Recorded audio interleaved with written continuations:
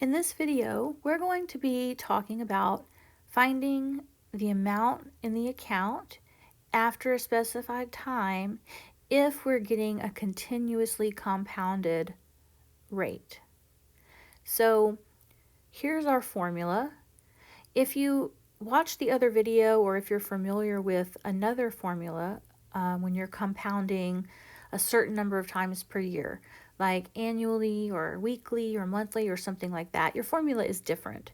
But if it says you're compounding continuously, this is the formula that you would use. It's important to note that E is not a variable. E is a number like pi. E represents a number and it's a constant. So you're not going to plug anything in for that number, if that makes sense. So you're going to plug in stuff for A, P, R, and or T.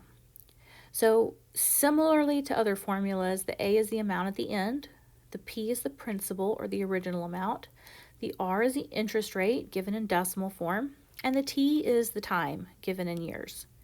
And so we'll use that to solve some of the problems listed here. So you deposit $3,500 in an account that earns 1.5% APR compounded continuously.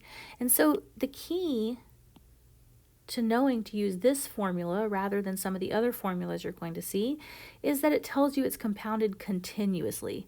So continuously is the key word. All right, so here's our formula. We deposit $3,500, so that's the P. E is just a number, so that's a button you can find on your calculator, the E. The R is 1.5%, and that's a decimal, that's 0.015. And then the T is 7. So we're looking for A. If we type that in the calculator, we will get $3,887.49, rounding appropriately. How much interest did you earn? So you can find the interest by taking the amount at the end, what we just found in part A, and subtracting off the original amount deposited. So $3,887.49 minus $3,500, and let's see what we get. $387.49. So that's the amount of interest earned. Okay, so the second example, how much money needs to be deposited now in order to have $2,500 in the account after 3 years if the interest rate is 1.5% per year, compounded continuously? Okay, so the first thing I'm looking at is I see compounded continuously. So I know that the formula I'm going to use is A equals P times E to the RT.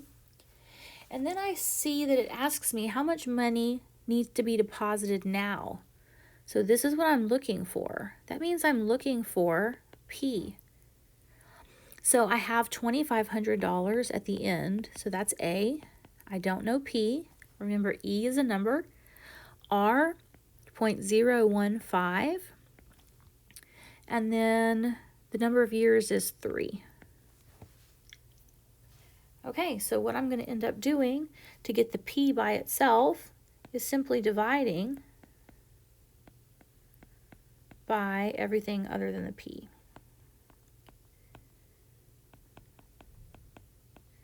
So you will do 2,500 divided by E raised to the 0.015 times 3 power.